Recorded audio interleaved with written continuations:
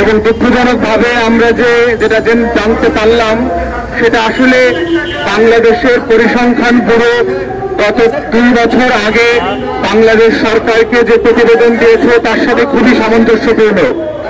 আপনারা জানেন পিবিএস বাংলাদেশের যে পরিসংখ্যান ব্যুরো আছে তারা বাংলাদেশের যে গরিব জনগোষ্ঠী আছে তাদের একটা মানচিত্র তৈরি করেছে 2023 সালে, যেটার মধ্যে দিয়ে তারা বুঝবার চেষ্টা করেছে যে বাংলাদেশ এই রাষ্ট্রের 53 বছর পরে সবচেয়ে গরিব মানুষগুলো কে কোন জেলাতে এবং বিভাগে বাস করছে। এবং সেই বাস্তবতা যেটা উঠে এসেছে, বাংলাদেশের সবচেয়ে গরিব মানুষদের প্রায় 27% বাস করে হচ্ছে বরিশাল বিভাগে। আজ থেকে 20 বছর আগে যেটা আমরা জানতাম যে রংপুর বিভাগ নাকি মঙ্গা পীড়িত, রংপুর বিভাগ নাকি দুর্ভিক্ষ পীড়িত, রংপুর বিভাগে নাকি মানুষ না খেয়ে দুর্ভিক্ষ অঞ্চলের মতো করে জীবনযাপন করে।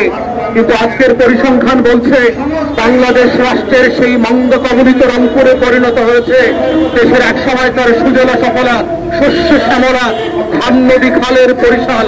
যেটা খুব দুঃখজনক, বাংলাদেশ রাষ্ট্রের যে উন্নয়নের গল্প আমরা গত 16 বছর ধরে চাষিবাদের আমলে শুনেছি, এই রাষ্ট্র নাকি সিঙ্গাপুর হয়ে গেছে, এই রাষ্ট্র নাকি কানাডা এবং মালয়েশিয়ার মতো হয়ে গেছে, এই রাষ্ট্র নাকি সুইজারল্যান্ডের মতো উন্নত হয়ে গেছে।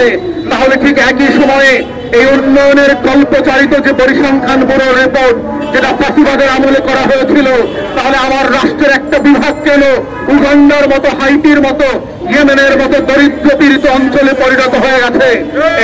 এইটা তো ডেভেলপমেন্টের যে ন্যারেটিভ, উন্নয়নের যে গল্প কথা বলা আমরা শুনেছি গত 16-17 বছরের এই হাসিনার চাষিবাদের আমলে, তার সেই গল্পের সাথে মিলছে না। আমরা বারবার বোঝার চেষ্টা করেছি এবং একই সাথে বলছি এটা ন্যায্যতার প্রশ্ন, এটা জাতীয় রাজনীতিতে কোন বিভাগীয় রাজনীতির প্রশ্ন না।